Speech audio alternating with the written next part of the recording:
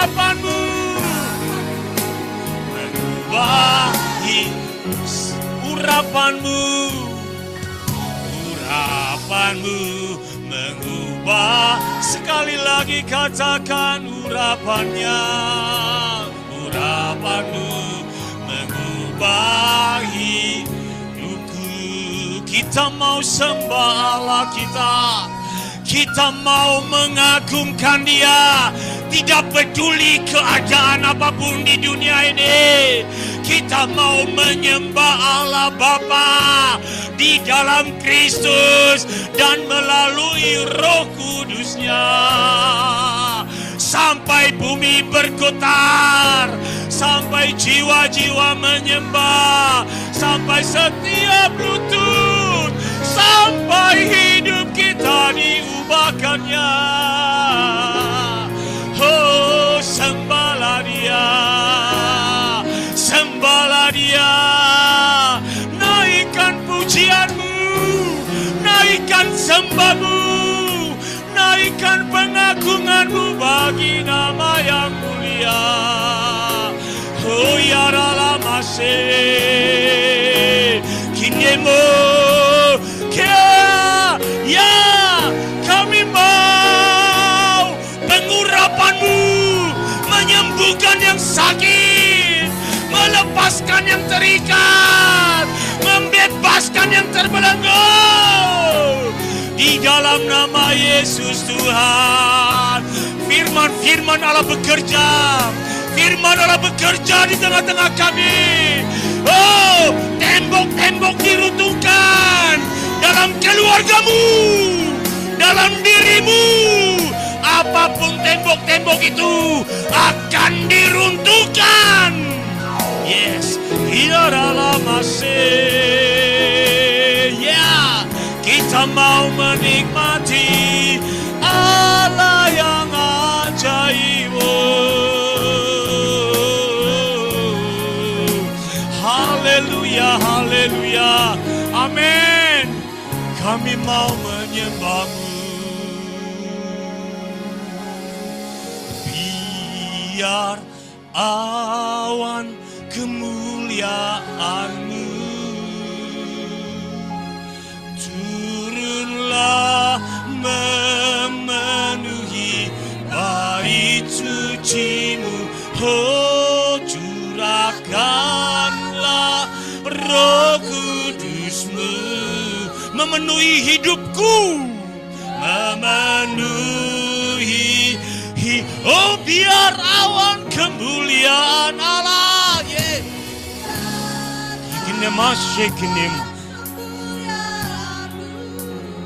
Turunlah, turunlah memenuhi bait suci-Mu.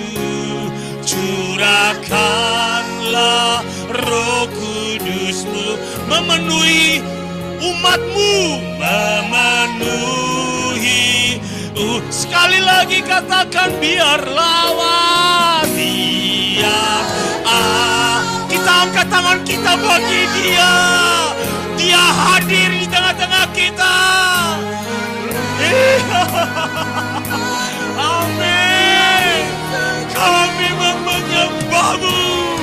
Kanlah Roh Kudus-Mu memenuhi gereja-Mu, memenuhi. Sekali lagi kita katakan biar awan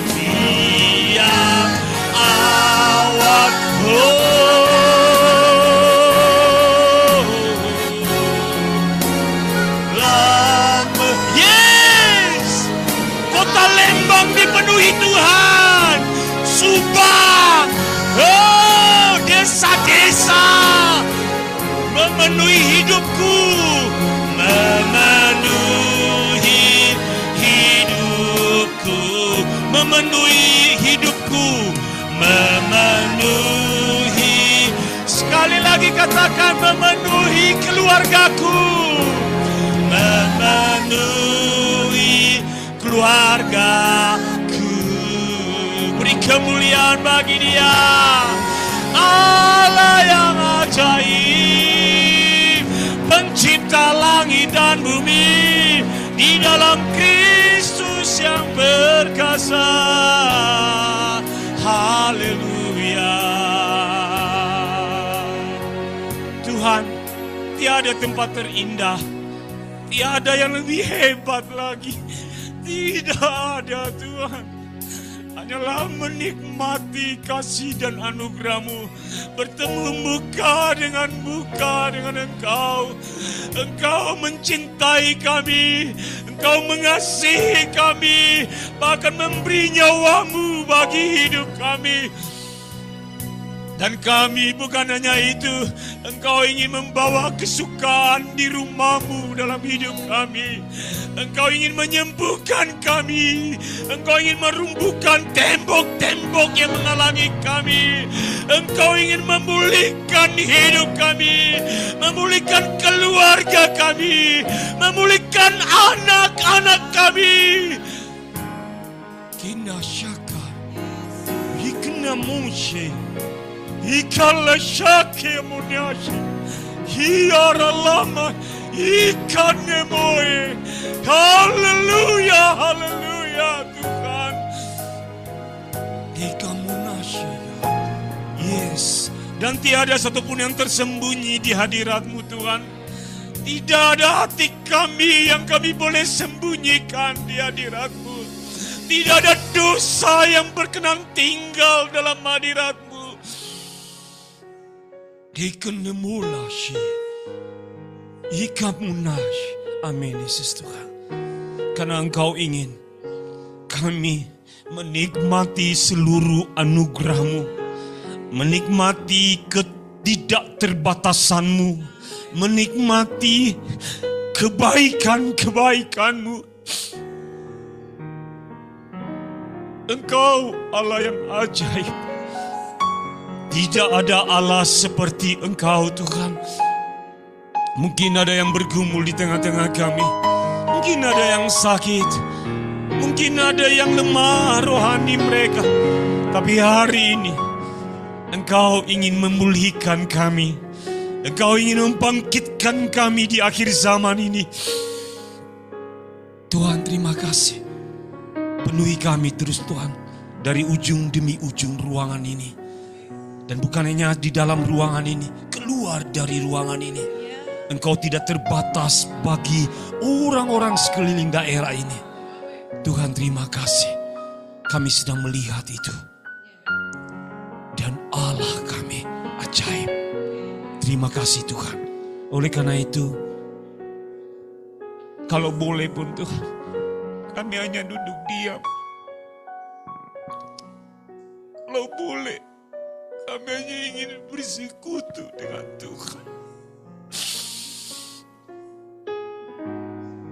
Jika penasyik terlalu ajaib, kami kagum. Bapa, terima kasih. Hari ini Tuhan, hamba ingin menyampaikan firman-Mu. Berbicaralah bagi kami. Berbicaralah. Engkau ajaib. Engkau mulia. Oleh karena itu Tuhan, urapi kami. Urapi hamba-Mu ini. Urapi setiap perkataan. Urapi hidup kami, baik yang di online Tuhan. Mereka mengalami ketidakterbatasannya Tuhan dalam hidup mereka. Urapi mereka. Di dalam nama Yesus kami menyerahkan hidup kami. Haleluya. Sama-sama kita katakan amin. Beri kemuliaan buat Tuhan kita. Amin. Yes. Shalom semuanya Bapak Ibu. Saya ada di tengah-tengah Bapak Ibu kembali di tempat ini. Saya tahu kalau boleh ya kita menyembah Tuhan. Ya mungkin itu lebih baik buat saya ya. Tapi saya percaya ada waktu-waktu di mana kita Tuhan sangat senang dengan persekutuan dengan gereja, saudaraku. Tuhan sangat senang ketika kita memuji Dia. Mungkin hal yang terhebat, Tuhan itu minta apa sih? Minta harta, Dia kaya. Minta apa? Minta hidup kita pun terlalu kecil. Tapi apa yang Dia mau? Ketika ada jemaat memuji Dia. Ketika ada jemaat, ada orang-orang yang mencintai Tuhan dan mengatakan Tuhan, Engkaulah segala-galanya. Mungkin kalau anak kita mengatakan, Papaku, engkaulah sahabat terbaik bagiku. Oh, luar biasa hati ini. Benar saudaraku. Dan itulah yang Tuhan mau. Bahkan lebih kita lagi bersekutu dengan dia saudaraku. Bukan di rumah seini saja. Tapi 24 jam Tuhan ingin kita terus bersekutu dengan dia. Tuhan mau saudaraku, itu kerinduan Tuhan. Dan saya percaya sekali akan terjadi kebangunan rohani. Dimanapun Bapak Ibu berada, itulah tanda firman Tuhan katakan jejak-jejakmu menghasilkan lemak. Jadi dimanapun kita berada, anak-anak muda berada, jejakmu akan menghasilkan lemak. Lemak itu dibutuhkan saudaraku kalau di Eskimo, jadi kutub utara atau kutub selatan saudaraku ada bangsa Eskimo, Inuit namanya. Jadi mereka butuh apa untuk menguatkan tubuh mereka? Suhu derajat di bawah 20 derajat, 30 derajat Celcius. Dingin sekali, rumah mereka adalah es saudaraku. Tapi mereka hidup. Inuit itu hidup saudaraku, suku Eskimo itu hidup. Karena ada lemak yang mereka makan. Lemak binatang yang berburu ketika sedang musim saudaraku berburu, dan mereka menyimpan itu. Dan lemak itu menjadikan mereka kuat. Hari ini kita punya lemak firman Allah. Kita punya lemak yang Tuhan sediakan. Makanya Daud bilang, di depan lawan-lawanku Tuhan menyediakan makanan yang terbaik bagi kita. Ketika Bapak Ibu datang di tempat ini, saya mau katakan ulang, reschedule kembali. Engkau datang bukan untuk disenangkan oleh pujian. Engkau datang bukan untuk apa? Aku datang rutinitas. Tapi engkau sedang menikmati hidangannya Tuhan Bapak Ibu.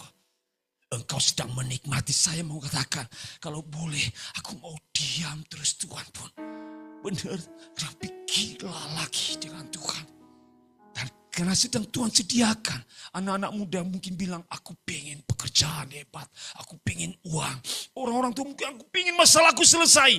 Tapi ketika Tuhan menyediakan makanan itu sebenarnya, dan engkau menikmatinya, Tuhan menyelesaikan masalah demi masalahmu. Amin Bapak Ibu. Itu luar biasa. Hari ini Bapak Ibu, saya khotbah tentang Roh Kudus. Makanya saya takut sekali. Khotbah ini saudaraku hanya pengajaran biasa. Saya minta sama Tuhan tadi, saya bilang, Tuhan, saya nggak mau perkataan saya atau pengalaman saya. Tapi Roh Kudus berbicara tentang pribadi Allah saudaraku. Dan kalau berbicara tentang pribadi Allah, kita tidak bisa lagi mengatakan, ukuran pribadi Allah kalau saya diberkati oleh Tuhan. Ukuran keberadaan Allah adalah kalau saya sukses. Kalau saya melewati pergumulan dan saya berkemenangan, maka itu ukuran pribadi Allah yang dahsyat. Tidak saudaraku. Lebih daripada itu, pribadi Allah. Pribadi Allah lebih daripada kebutuhan kita. Lebih daripada kepemilikan kita saudaraku. Lebih daripada jauh sekali. Karena pribadi Allah itu luar biasa. Melebihi pikiran-pikiran kita saudaraku. Dan kalau kita tahu pribadi itu ada di dalam hidup kita, di dalam roh kita saudaraku, yaitu Roh Kudus yang tinggal dalam hidup kita. Apalagi yang kita khawatirkan dengan Tuhan. Inilah yang Tuhan kadang-kala sedih bagi kita. Saya kasih satu ilustrasi saudaraku. Bapak Ibu punya peniti saudaraku. Mungkin ada yang bawa atau enggak usah lah, enggak apa-apa.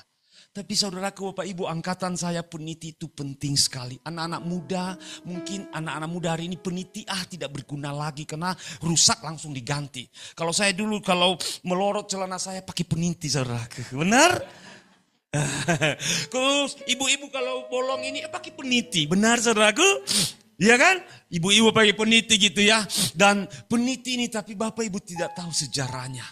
Sejarahnya sangat dahsyat saudaraku. Itu kecil peniti ini. Terus saudaraku, kalau peniti dulu benar ingat sekali saya kalau melorot pakai peniti. Terus maaf peniti, banyak peniti di rumah tapi cepat hilang juga. Tapi saudaraku, tahu sejarah peniti 1800 di Amerika saudaraku, ada seorang Walter Hunt. Namanya seorang yang punya masalah utang besar. Dia seorang yang masalah sampai dia mau bunuh diri, mau mati katanya. Kenapa? Punya utang, dikejar-kejar oleh utang. Walter Hahn ini saudaraku tiba-tiba dia duduk karena saking besar utangnya saudaraku. Dia ada kawat dan dia bengkok-bengkokkan kawat itu saudaraku. Dan ikut sepertinya terbentuk ini. Terus dia tajamkan, terbentuk dan dia tutup. Tajaman itu dia tutup, kan peniti kan ketutup saudaraku. Dia coba, peniti.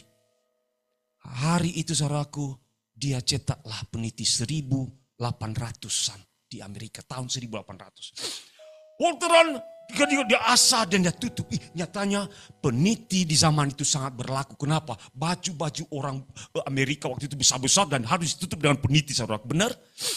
Dan peniti menjadi sangat terkenal, saudaraku. Dan akhirnya 1840, saudaraku, dia patenkan penemuan dia peniti itu. Kecil. Peniti terkenal, sejarah mengubah sejarah Amerika, saudaraku. Peniti kecil. Dan saudaraku, apa yang terjadi? Dia patenkan dan dia jual hak paten itu sebesar $1.500. Atau dihitung hari ini mungkin 150 juta, saudaraku. Tapi di zaman itu 150 juta kaya, saudaraku. Dan 150 juta itu dia bayar utang-utangnya. Selesai. Sampai dia termasuk salah satu penemu di Amerika. Saudaraku yang terkasih. Peniti adalah benda kecil. Yang mungkin orang tidak tahu waktu itu. Tapi mengubah sejarah sampai masa peniti 1900, 1800, 2000 saudaraku masih terkenal. Sampai dibuatlah peniti-peniti emas. Versace saudaraku model dunia saudaraku membuat peniti menjadi sangat terkenal. Saudaraku yang terkasih, Walter Hahn menemukan peniti itu. Saya mau katakan, ketika engkau datang di dalam firman Tuhan di gereja Tuhan dan engkau menemukan firman Allah, engkau akan mencetak sejarah juga yang sama, saudaraku. Hari ini kita punya Allah yang dahsyat.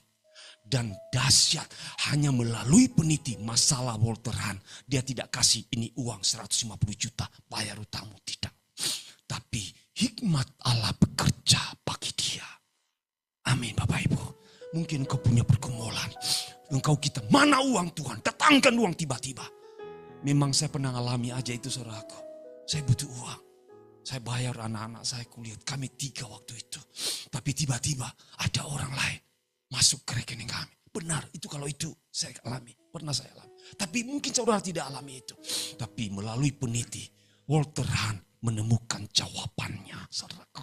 Hari ini saya mau katakan Roh Kudus mungkin orang sepelekan.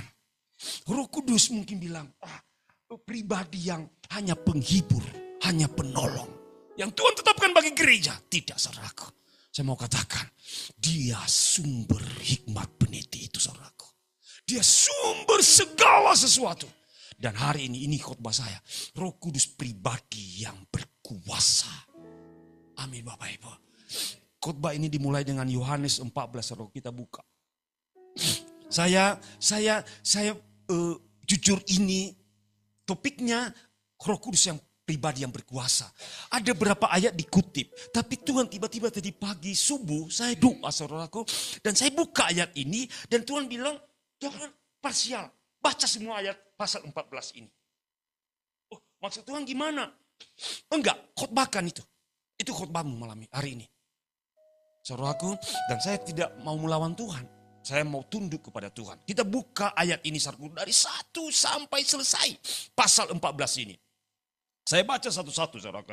Janganlah gelisah hatimu. Percayalah kepada Allah, percayalah juga kepadaku. Kunya besar kepada Kristus, saudaraku. Jadi kadangkala Roh Kudus diberikan karena manusia banyak kegelisahan, saudaraku. Tuhan tahu kita lemah, saudaraku. Tuhan tahu dirimu. Tuhan tahu siapa latar belakang kita. Tuhan tahu siapa kita, saudaraku. Kita orang yang gelisah kadangkala. Benar, saudaraku? Gelisah besok makan apa? Besok harus lakukan apa? Tapi Tuhan bilang hari ini. Makanya ayat ini saya tidak mau parsial. Saya mau ambil semuanya. Janganlah gelisah hatimu. Percayalah kepada Allah. Dan percayalah kepada Kristus itu. Amin Bapak Ibu. Anak-anak muda. Mungkin engkau gelisah besok masuk universitas mana. Besok apa belajarnya. Nanti liburan gimana. Baju saya. Tuhan bilang, hai anak muda, jangan gelisah hatimu. Amin. Kedua, di rumah Bapakku banyak tempat tinggal. Jika tidak demikian tentu aku mengatakan kepadamu, sebab aku pergi ke situ untuk menyediakan tempat bagimu. Tuhan menyediakan rumah bagi kita, saudaraku. Mati esok hari pun Tuhan katakan, jangan pernah khawatir. Tuhan menyediakan rumah bagiku. Amin Bapak Ibu. Ini luar biasa. Jadi dan ayat 3. Dan apabila aku telah pergi ke situ dan telah menyediakan tempat bagimu, aku akan datang kembali dan membawa kamu ke tempatku, supaya di tempat di mana aku berada kamu pun berada. Ini janji Tuhan, saudaraku. Tuhan akan mengangkat kita dan membawa kita. Tuhan, sampai saya bilang ya, ini dimensinya gimana ya Tuhan? Nanti apakah nanti? Enggak saudaraku, di dunia ini pun ketika engkau lepas dari masalah yang satu, Tuhan akan membawa kamu lagi, membawa kita lagi, membawa kita lagi. Banyak orang bilang, kalau Tuhan sudah menyelamatkan saya sekali ini, kayak Tuhan tidak tolong saya lagi. Tidak saudaraku, dia datang lagi kembali kepada kita saat-saat itu. Amin Bapak Ibu. Jadi kenapa? Apakah ini dimensi surga nanti? Enggak. Ini dimensi di dunia ini saudaraku. Amin Bapak Ibu. Dan apabila di situ aku menyediakan tempat bagimu dan aku akan datang kembali membawa kamu. Makanya kita selalu hanya bersekutu dengan Tuhan. Bersyukur kepada Tuhan. Tuhan akan membawa saya lagi dalam pergumulan supaya aku semakin kuat dan semakin dewasa di dalam Tuhan. Luar biasa. Dan kemana aku pergi ayat 4, kamu tahu jalan ke situ. Mungkin kita buntu saudaraku. Mungkin engkau buntu dalam pergumulanmu. Walter Han juga buntu kok. Dia buntu saudaraku, dia punya utang dan dia mau mati katanya. Tapi Tuhan membuka hikmat bagi dia. Amin Bapak Ibu. Kenapa? Tuhan membuka jalan bagi dia. Tuhan membuka pintu bagi dia. Dan katakan hari ini, tidak ada pintu tertutup bagi keluargaku. Tidak ada pintu tertutup bagi anak-anakku. Tidak ada pintu tertutup bagi studiku, bagi pendidikanku. Apapun itu. Kenapa? Dan kemana aku pergi, kamu tahu jalan ke situ.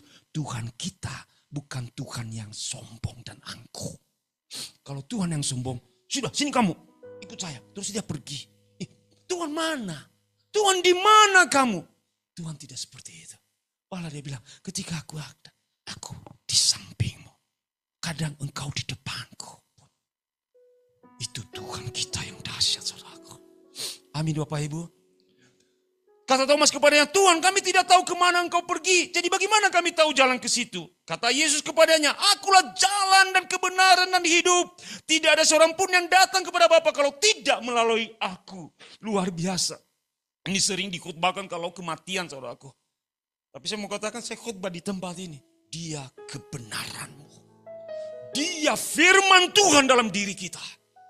Dan dia adalah kehidupanmu saudaraku. Tidak ada yang mati lagi bagi kita saudaraku. Makanya kalau saya khotbah saya bilang, Tuhan kemarin saya khotbah di satu anak SMK saudaraku. Yang punya DL Storus yayasannya itu. Di Soreang, saya diundang khotbah. Saudaraku yang terkasih, ketika saya tantang tidak ada yang berani maju saudaraku ya. Tapi detik-detik terakhir baru 3 anak laki-laki. Nangis-nangis saudaraku. Nyatanya berapa orang dari mereka itu keluarganya hancur. Ada bapaknya meninggal, ibunya meninggal. Tiba-tiba datang. Dan pada akhirnya ketika saya doain saudaraku. Pertama berat sekali suasana. Kok enggak mau bertobat. Kok enggak mau datang kepada Tuhan. Tapi 3 orang ini nangis-nangis saudaraku. Saudara baru saya semua datang saudaraku. Dan nangis, saya baru lihat nangisnya anak muda begitu haus lapar dengan Tuhan. Saudaraku yang terkasih, saya bilang karena mereka menemukan jalan kebenaran dan hidup dalam diri mereka. Bapak, adik-adik yang terkasih, anak-anak muda, ketika engkau temu temanmu yang bermasalah, katakan ada jalan loh. Aku sudah menemukan jalan itu. Amin. Ini luar biasanya Roh Kudus kita. Sekiranya kamu mengenal aku, kamu pasti mengenal Bapakku. Sekarang ini kamu mengenal dia dan kamu telah melihat dia. Kata Filipus kepadanya, Tuhan tunjukkanlah Bapa itu kepada kami, itu sudah cukup bagi kami. Kata Yesus kepadanya, telah sekian lama aku bersama-sama. Kadangkala ini saudaraku, ini kita Filipus muda waktu itu. Filipus saudaraku seorang rasul saudaraku yang dibunuh saudaraku ya. Dia menyebarkan firman Tuhan. Mungkin dia salah satu tokoh kegerakan saudaraku ya. Tapi dia bilang, telah sekian lama aku bersama-sama kamu Filipus, namun engkau tidak mengenal aku. Barang siapa telah melihat aku, ia telah melihat Bapa. Dan bagaimana engkau berkata, tunjukkanlah Bapa itu kepada kami. Kadangkala saudaraku, kita dalam perjalanan rohani kita, kadangkala ada masa, kok Filipus kita, ingat aja Filipus. Tapi hari ini, kita menjadi Filipus yang dewasa saudaraku. Yang berkata, Tuhan, ketika aku melihat Tuhan, aku tidak akan takut lagi. Ketika aku berjalan bersama Tuhan, aku tidak akan ragu lagi. Kenapa? Dia di dalamku. Ini kedahsyatan. Lihat saudaraku ya. Jadi kita kadang-kadang memang ada cuma gereja ya. Makanya dia pindah gereja. Makanya saudaraku, karena dia ragu dengan Tuhan sebenarnya itu. Kalau dia percaya bahwa Tuhan ada di dalam gereja itu. Saudaraku yang terkasih. Jangan sampai telah sekian lama. Nakku, telah sekian lama. Oh saya sedih saudaraku. Syukur Filipus berubah saudaraku. Ketika Yesus naik ke surga, dia menyebarkan Injil, dia membaptis sida-sida saudaraku. Amin Bapak Ibu. Tidak percayakah engkau bahwa aku di dalam Bapa dan Bapa di dalam aku? Apa yang aku katakan kepadamu tidak aku katakan di dalam diriku sendiri. Tetapi Bapa yang dia di dalam aku, dialah yang melakukan pekerjaannya. Percayalah kepadaku bahwa aku di dalam Bapa dan Bapa di dalam aku. Atau tidak setidak-tidaknya percayalah karena pekerjaan-pekerjaan itu. Saudaraku lihat ya, aku berkata kepadamu, sesungguhnya barang siapa percaya kepadaku. Jadi tadi Tuhan Yesus, jadi gini, kalau kita merenungkan firman ini saudaraku ya, coba kita bayangkan, kita Filipus, Tuhan bagaimana sih Tuhan? Terus kita bayangkan lagi, kamu sekian lama Filipus, pada aku sudah bersama-sama. Jadi kalau merenungkan firman Tuhan itu coba masuk di dalam dimensi itu. Coba masuk. Filipus itu dia bilang, aku berkata kepadamu, murid-muridku. Gitu, sesungguhnya barang siapa percaya kepadaku, ia akan melakukan. Loh, ini Tuhan yang berkata ini saudaraku ya. Dan ia akan melakukan juga pekerjaan-pekerjaan yang aku lakukan. Kalau sampai segitu aja, pasti hati kita kan, Tuhan bilang, ingat, kamu akan melakukan pekerjaan-pekerjaan yang aku lakukan. Udah bergelora hati kita kan saudaraku ya. Makanya orang yang diurapi Tuhan selalu bergairah dengan Tuhan saudaraku. Ini penting. Kenapa? Karena kalau kan kita kan seperti kita nggak percaya, tapi Tuhan memeluk kita. Nah, engkau bisa lakukan. Apalagi kalau dia lanjut saudaraku, kita dengar. Makanya kalau baca firman Tuhan jangan setengah. Udahlah, aku mau kerjain dulu ini. Habiskan saudaraku. Dia lanjutkan. Bahkan pekerjaan-pekerjaan yang besar daripada itu. Sebab aku pergi kepada Bapa dan engkau yang akan melakukannya. Hati ini bergelora kan saudaraku. Tuhan, aku tidak mau khawatir lagi kalau gitu Tuhan. Aku bisa lakukan seperti apa yang kau lakukan. Bisa nak. Bahkan lebih besar Tuhan. Bisa nak. Luar biasa. Pikiran kita yang merendahkan Tuhan berarti selama ini.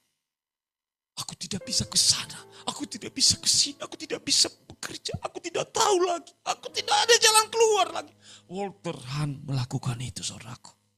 Tapi ketika dia duduk dan dia buat sesuatu, itu membayar utang dia. Saudaraku yang terkasih, kita akan melakukan pekerjaan besar bersama dengan Tuhan. Saya mau katakan ini bukan karena saya yang mengatakannya, tapi firman Allah yang mengatakannya.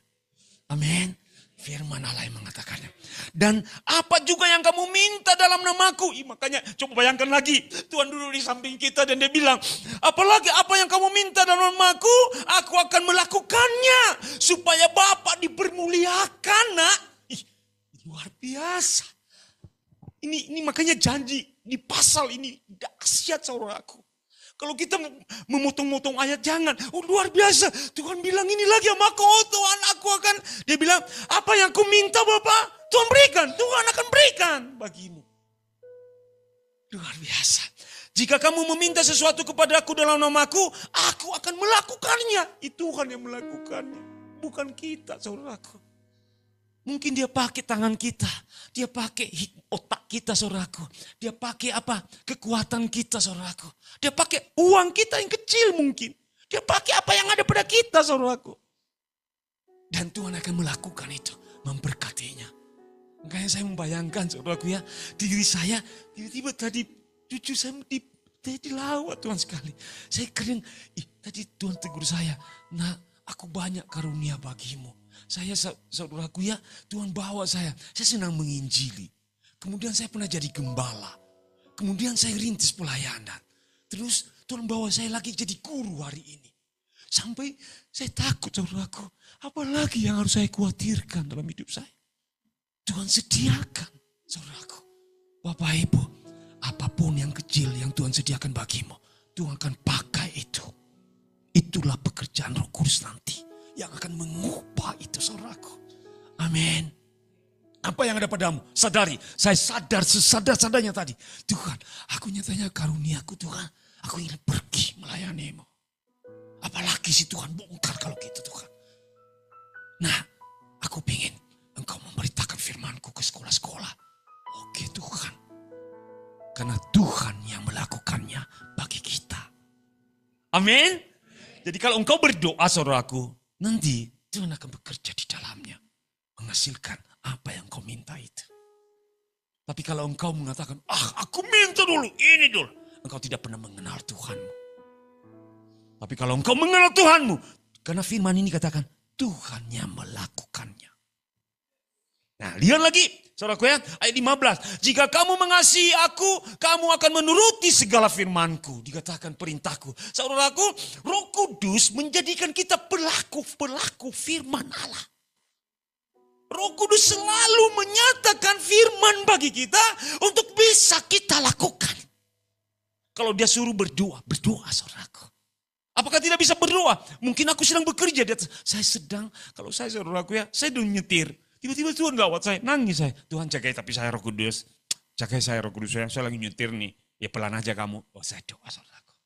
Terus naik motor, helm saya penuh saudaraku. Saya tutup helm saya gitu saudaraku. Roh Kudus tapi aku sedang naik motor. Menyingkir dulu kamu. Menyingkir saya sebentar. Tuhan lawat saya. Apakah setiap, jadi jika kita hidup di dalam Roh Kudus saudaraku. Segala perintah Allah Tuhan bisa kita lakukan. Tidak ada yang tidak bisa. Tuhan suruh kita kemana, Tuhan Pagaden, Subang, semua desa-desa. Tuhan akan datangkan orang-orang. Amin Bapak Ibu. Kami Natal nanti tanggal 29 saudaraku. Terus kami sering persekutuan di satu tempat. Nyatanya ART di rumah itu yang sering nyetrika. Dia mungkin dengar. Dan dia bilang, Bu, aku boleh ikut enggak? Saudaraku, kalau engkau taat bersekutu dengan Tuhan. Orang mungkin tidak ada, kamu tidak lihat ada orang yang melihatmu. Tapi ada yang memperhatikanmu sebenarnya. Sehingga kalau engkau melakukan firman saudaraku. Itu bukan karena kita dipaksa oleh Tuhan. Bukan. Tapi karena kita mencintai Tuhan. Dan kita bisa melakukan firman itu. Perintah-perintah Tuhan kita bisa lakukan. Terus ayat 16, aku akan minta kepada Bapa dan ia akan memberikan kepadamu seorang penolong yang lain supaya ia menyertai kamu selama-lamanya. Ini mulai masuk nih, dimensi pekerjaan roh nih. Aku akan meminta dan ia akan memberikan kepadamu seorang penolong yang lain. Wah, luar biasa. Siapa dia? Roh Kudus yang tinggal di dalam hidup kita. Pertama-tama saya mau jelasin. Fungsi Roh Kudus, misi Roh Kudus adalah menyatakan dan memuliakan Bapa melalui Yesus Kristus. Itu saudaraku. Jadi dia memberikan pertolongan. Karena kita tadi dikatakan di atasnya gelisah, bimbang gitu ya. Tapi ketika diberikan oleh kuasa Roh Kudus dalam hidup kita saudaraku. Kita semakin mengenal Bapa, mengenal pribadi Kristus. Sehingga kita melihat Bapa yang luar biasa itu. Ajaib, memuji dia, menyembah dia. Jadi pekerjaan pertama Roh Kudus adalah menyatakan Bapa di muka bumi ini. Menyatakan Yesus di muka bumi ini, saudaraku. Kita tidak pernah melihat secara langsung Yesus Kristus, saudaraku. Tapi melalui Roh Kudus kita bisa merasakan Tuhan ada di dalam hidup saya. Amin. Amin, saudaraku. Dan dia lagi, aku tidak akan meninggalkan kamu sebagai yatim piatu. Aku akan datang kembali kepadamu. Jadi kita bukan orang yang sendiri. Lihat saudaraku, tinggal sesaat lagi dunia tidak akan melihat aku lagi. Tetapi kamu melihat aku sebab aku hidup dan kamu pun akan hidup. Dia katakan, aku akan pergi, saudaraku ya. Terus engkau tidak melihat aku, tapi kamu akan melihat aku katanya. ini kan kontradiksi ya. Kata-kata Yesus itu kan kadang-kala gini, aku pergi ya, tapi kamu bisa melihat aku, katanya. Ih, luar biasa. Saya merenung-renungkan ya, ajaib sekali kata-kata Tuhan itu ya. Penterjemahnya juga ajaib juga gitu. Kok bisa Roh Kudus memberikan, jadi dia bilang, tinggal sesaat lagi dan dunia tidak akan melihat aku. Ya dunia tidak bisa melihat Yesus. Karena mereka tidak percaya kepada Yesus. Tetapi kamu melihat aku. Karena di atas tadi Roh Kudus akan dikirimkan bagi kita, saudaraku. Jadi penglihatanmu tentang Kristus tidak ada kabur lagi. Tidak samar-samar lagi. Aku punya Tuhan. Hei anak muda, penglihatanmu tentang Yesus jelas dan akurat. Jangan engkau lagi diselong, ini. Alkitabmu tidak benar, Alkitabmu palsu semuanya. Makanya kabur. Enggak kabur. Saya mau katakan, detik ini tidak akan kabur lagi pandangan kita. Karena firman katakan, melihat Kristus. Amin. Luar biasa. Dimanapun kita berada, dalam keterdesakan pun. Mungkin kita terdesak begitu rupa, terjepit begitu rupa. Katakan, Yesusku tidak kabur. Amin. Karena Roh Kudus tinggal dalam hidup kita. Amin, saudaraku, dikatakan, sebab aku hidup dan kamu pun akan hidup. Luar biasa. Nih, coba renungkan satu. Sebab aku hidup, Tuhan, maka berarti aku tidak mati. Tidak. Walter Hunt tidak mati, saudaraku. Sekalipun dia mati pada akhirnya, tua. Tapi karena dia menemukan Tuhan, saudaraku. Pada waktu itulah kamu akan tahu bahwa aku di dalam Bapakku dan kamu di dalam aku dan aku di dalam kamu. Barang siapa memegang perintahku dan melakukannya, dialah yang mengasihi aku. Dan barang siapa mengasihi aku, ia akan dikasihi oleh Bapakku. Dan aku pun akan mengasihi dia dan akan menyatakan diriku kepadanya. Jadi gini, kadang-kadang kan dalam perjalanan rohani kita, Tuhan aku mau mengasihi orang itu Tuhan.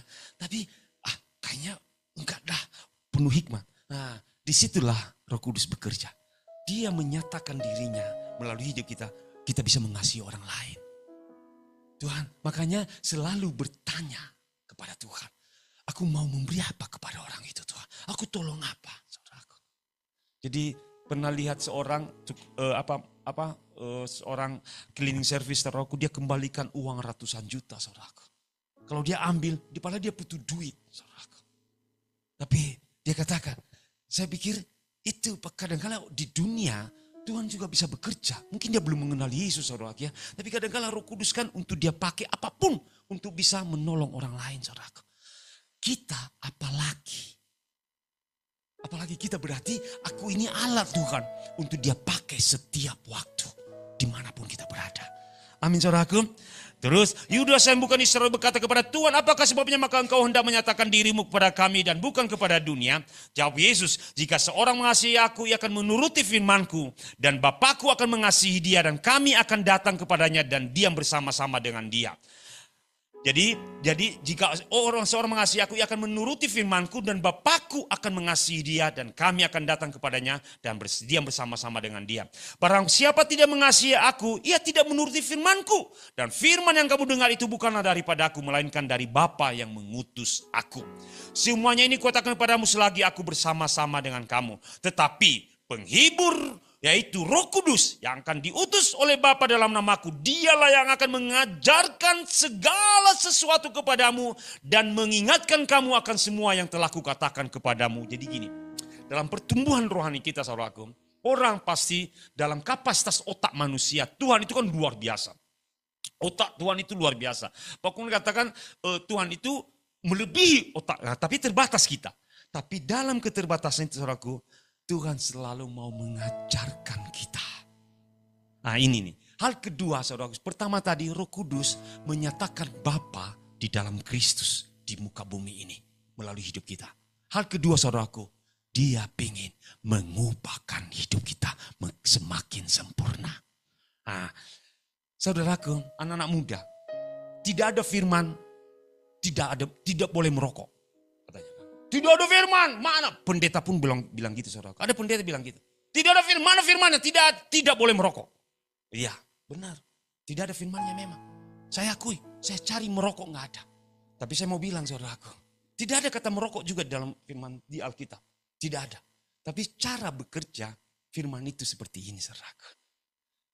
Dia tidak perintahkan itu, tetapi dia bilang Roh Kudus, engkau percaya kepada Roh Kudus. Roh Kudus tinggal dan di dalam hal itu dia mengubah pola pikir kita. Rokok itu apa sih? Merusak tubuh saya dan hanya untuk menyenangkan daging saya. Roh Kudus bilang, itu skip, lepas. Jadi yang diubahkan oleh Roh Kudus, saudaraku. Dia tidak bilang, rokok, janganlah. Padahal nanti coba, diam-diam coba. Saudaraku, tidak. Minuman, jangan gitu. Padahal ada, lihat perumpamaan saudaraku ya. Dia bilang seperti ini.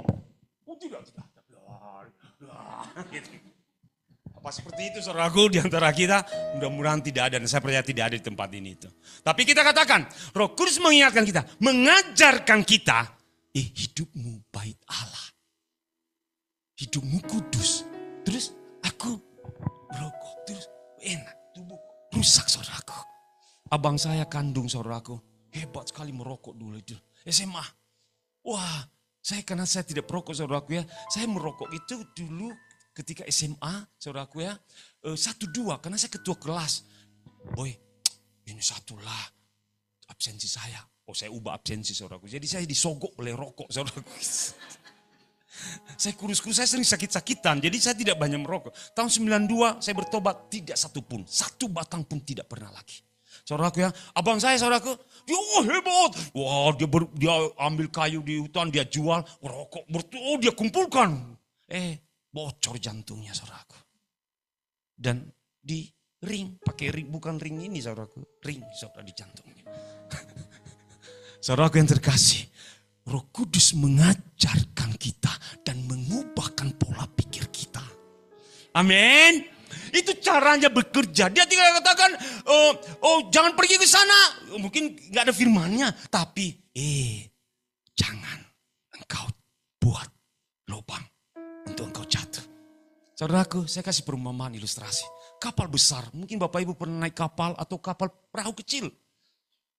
Besi itu saudaraku, dibuat kapal pesiar itu besar sekali. Besar. Dan dia melewati lautan saudaraku, kecil dia. Segini besar, tapi lautan besar sekali saudaraku. Saudaraku, kapal itu bisa selamat, bisa melewati. Tapi coba saya ambil satu, ini aja, pulpen saudara. Sebesar ini. Saya tusuk kapal itu, sampai ke dalaman itu. Udah saudaraku, jalan dia merasa hebat. Aku hebat gitu ya. Dan apa yang terjadi? Mulai 5 menit, 10 menit, taruhlah 10 jam, 50 jam. Dengan lubang segini, dia tenggelam saudaraku. Jangan biarkan dosa kecil masuk merusak, menenggelamkan hidup kita. Jangan, karena Roh Kudus bilang, jangan biarkan kecil itu. Kecil atau besar sama aja, membunuhmu. Hai anak muda. Bekerja Roh Kudus tidak ada firman tidak merokok. Tetapi dia bilang engkau bait Allah. Engkau kudus, engkau suci, engkau benar. Makanya rokok skip.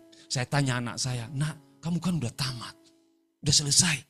Lagi asesmen dia saudaraku. Kemarin udah masuk tapi Tuhan bilang jangan ambil. Dia mau nunggu Freeport saudaraku ya. Karena asesmen terus masuk. Terus saudaraku, kamu gak merokok?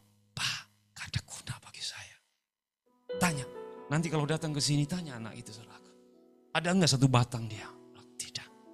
Saudaraku yang terkasih. Kenapa? Lubang kecil akan menenggelamkan kapal kehidupan kita. Amin. Terus dia katakan lagi. Damai sejahtera aku kutinggalkan bagimu dan damai sejahtera aku kuberikan kepadamu. Dan apa yang kuberikan tidak seperti yang diberikan oleh dunia kepadamu. Dunia kepadamu. Janganlah gelisah dan gentar hatimu. Kamu telah mendengar bahwa aku telah berkata kepadamu, aku pergi tetapi aku datang kembali kepadamu. Sekiranya kamu mengasihi aku, kamu tentu akan bersuka cita karena aku pergi kepada Bapakku. Sebab Bapa lebih besar daripada aku. Tetapi aku akan datang kembali. Dia katakan, kamu tentu akan bersuka cita. Roh Kudus membuat kita memiliki damai dan sukacita. Pertama tadi menyatakan Yesus dan Bapa. Kemudian mengubah pola pikir kita saudaraku. Makanya kalau ada hal pola pikir itu, ini pikiranku aja atau memang kata Tuhan. Itu pikiranmu aja. Aku takut menghadapi misalnya seorang salesman saudaraku. Saya pernah cerita ya, teman kami 11 tahun tidak kerja. Terus dia kan, aku takut Bang Boy. Terus dia datang saudaraku, udah pikiranmu aja itu, datangi aja. aku kan punya Yesus. Dia masuk ke Telkom. Ketemu, punya Yesus enggak orang itu? Enggak punya. Dia datang ke aku. Terus ada, sampai hari ini udah keliling dunia dia saudaraku. Teman, saya tahu sendiri. Kami makan Indomie bersama. Dia jemput istrinya, saya jemput istri saya saudaraku. Kami belum bekerja waktu itu. Dan hari ini dia datang, saya kan punya Yesus, saya punya Roh Kudus. Dia masuk ke Telkom, dia masuk ke Indomaret, dia masuk saudaraku. Dan jualan dia laku. Kenapa? Karena dia punya keberanian Allah dalam hidup dia. Dan ada sukacita. Makanya kalau teman-teman kita mungkin ada manyun-manyun saudaraku. Ya katakan, lumayan daripada lu manyun katanya. Amin saudaraku, kita ada sukacita. Dan sekarang juga aku mengatakannya kepadamu sebelum hal itu tetap terjadi. Supaya kamu percaya apabila hal itu terjadi. Tidak banyak lagi aku berkata-kata dengan kamu. Sebab penguasa dunia ini datang dan ia tidak berkuasa sedikit pun atas diriku. Tetapi supaya dunia tahu bahwa aku mengasihi Bapa dan bahwa aku melakukan segala sesuatu seperti yang diperintahkan Bapa kepadaku. Bangunlah, marilah kita pergi dari sini. Dikatakan, tetapi supaya dunia tahu, Roh Kudus bekerja dalam hidup kita supaya dunia tahu tentang pribadi Allah. Itu intinya. Amin. Dan dikatakan, aku mengasihi Bapa dan bahwa aku melakukan segala sesuatu. Dan ketika kita mengalami karunia Roh Kudus, pengurapan Roh Kudus, kita jadi melakukan segala sesuatu seperti yang diperintahkan Tuhan bagi kita. Tepat apa yang Tuhan melakukan. Amin. Jadi keluarga mengambil keputusan tepat. Anak saya ketika dia tidak mengambil kemarin itu, saya udah lolos Jakarta saudara. Kita doa nak, kamu doa, minta Tuhan. Saya mau sebenarnya dia mau ngambil. Supaya pengalaman, enggak, Tuhan enggak bilang. Dia tanyalah pamannya. Nyatanya penasehat datang dan coba pertimbangan ini Kaleb. Jangan. Saudaraku yang terkasih, kita mengerjakan apa yang diperintahkan oleh Tuhan. Amin Bapak Ibu. Jadi pertama adalah menyatakan Bapa saudaraku. Terus mengubahkan pola pikir kita saudaraku. Dan apalagi menyatakan pekerjaan-pekerjaan Allah di tengah-tengah dunia ini saudaraku. Hal ketiga, hal keempat yang dia lakukan saudaraku, kita buka 1 Korintus 15. 1 Korintus 15 ayat 27.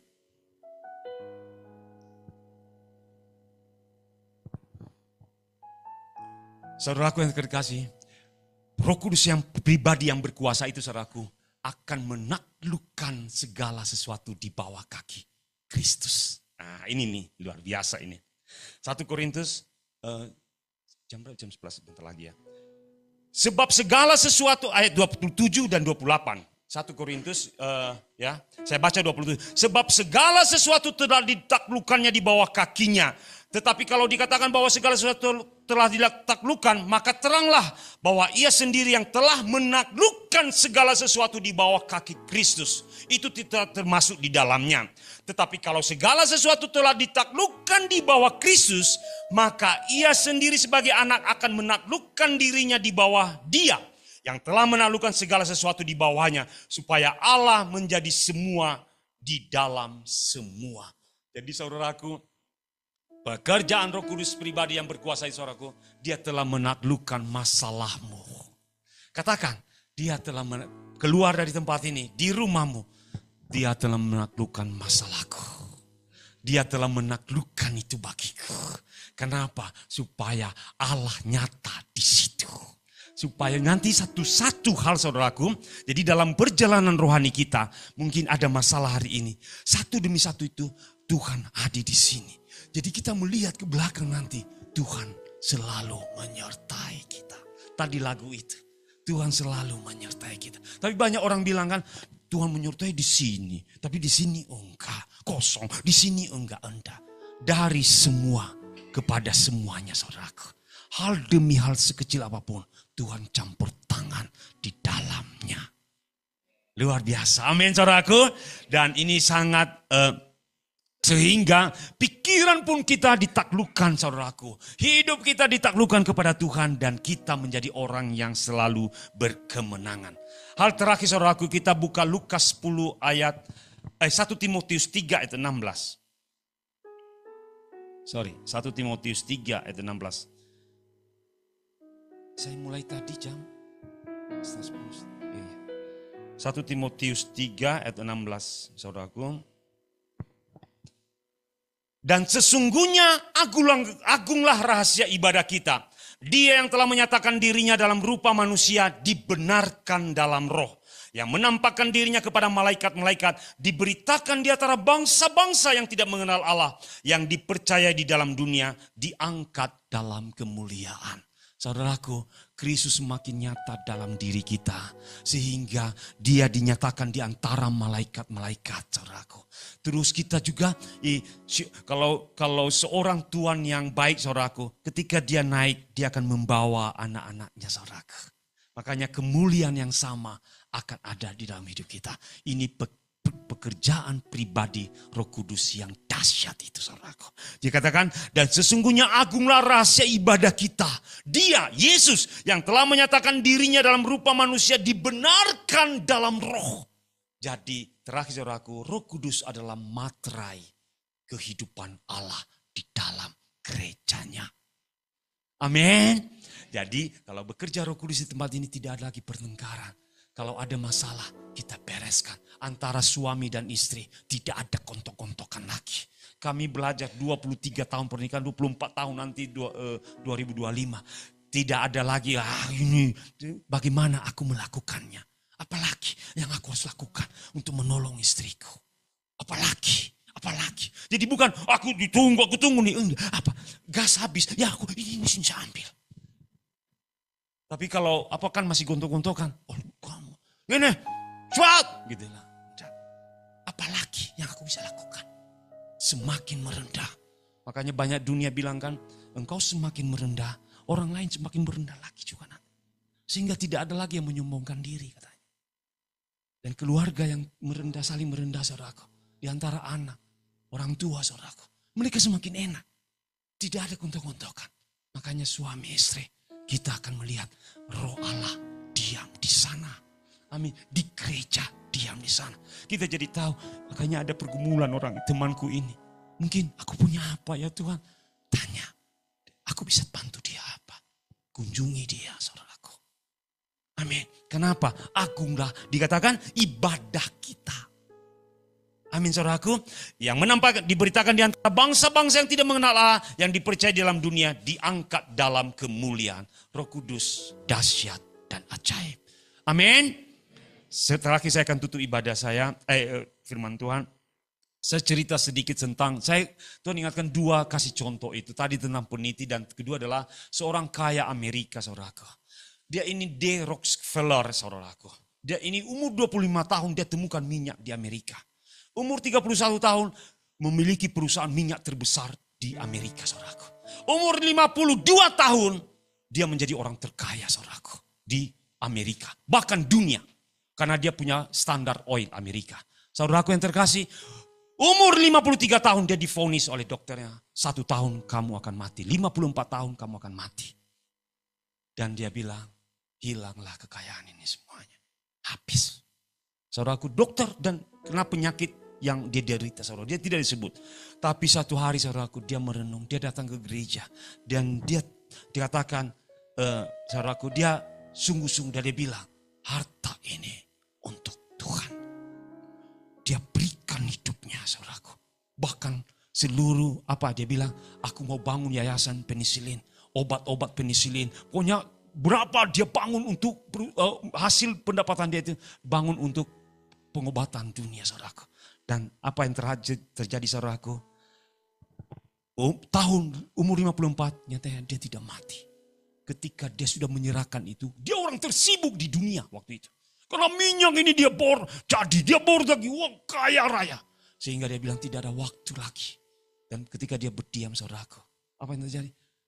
Dia tunggu-tunggu kematiannya, dia tidak mati nyatanya. Nyatanya dia mati umur 93 tahun.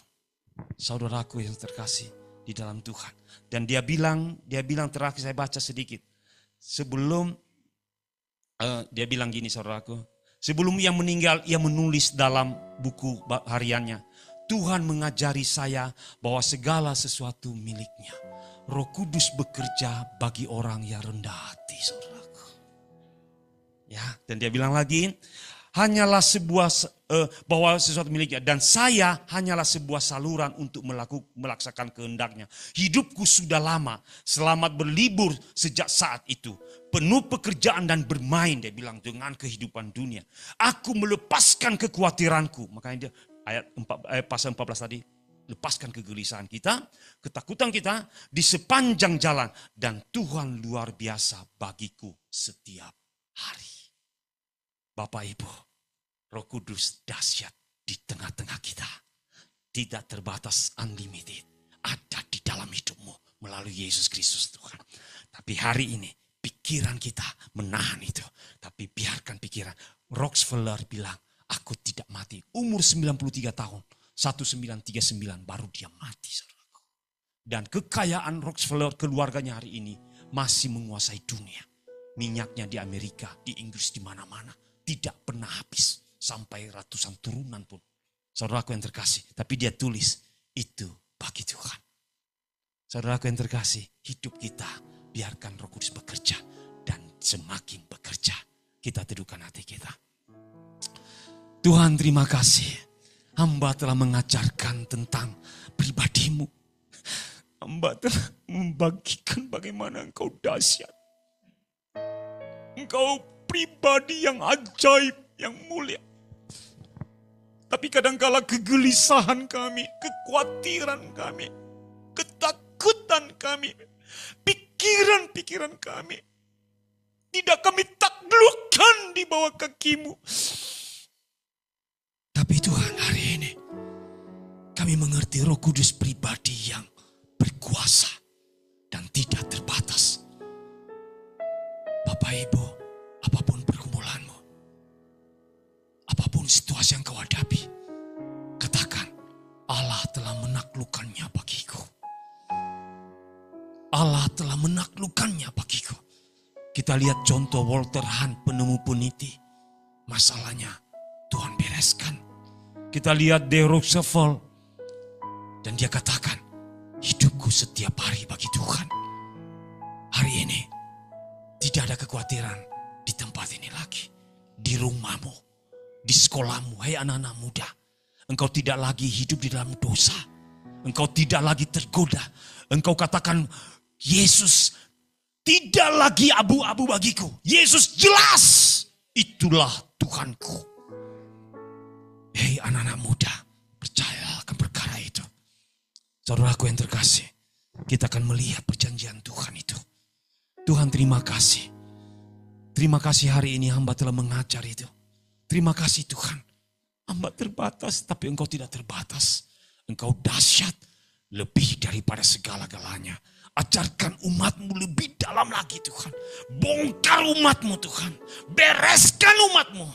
Dan kami mau katakan, kita sepakat saudaraku, segala tembok-tembok yang menghalangi kami, segala kuasa-kuasa baik di langit, di bumi, di bawah langit, apapun itu tidak bisa menghalangi pekerjaan Roh Kudus yang dahsyat dan berkuasa itu dalam hidup kami.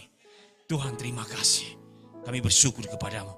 Kita bangkit berdiri, kita akan tutup ibadah kita.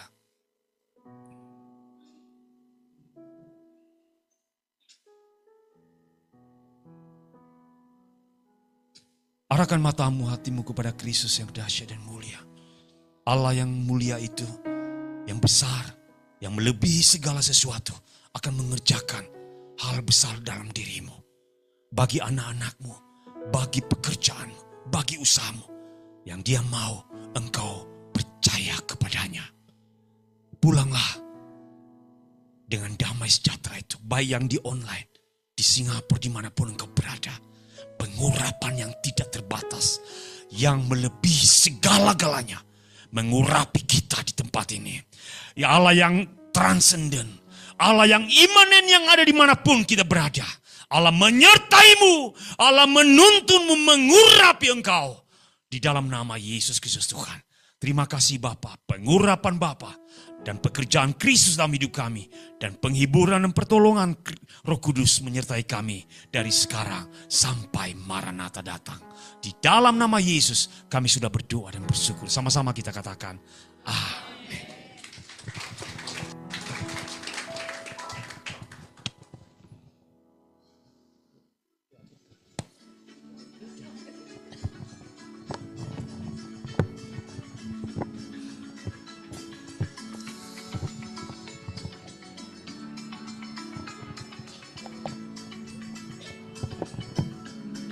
Shalom jemaat Tuhan yang saya kasih dalam Kristus Yesus. Kita memasuki bulan Desember. Shalom jemaat Tuhan yang saya kasih dalam Kristus Yesus. Kita memasuki bulan Desember 2024. Dan bulan Desember biasanya identik dengan perayaan-perayaan Natal.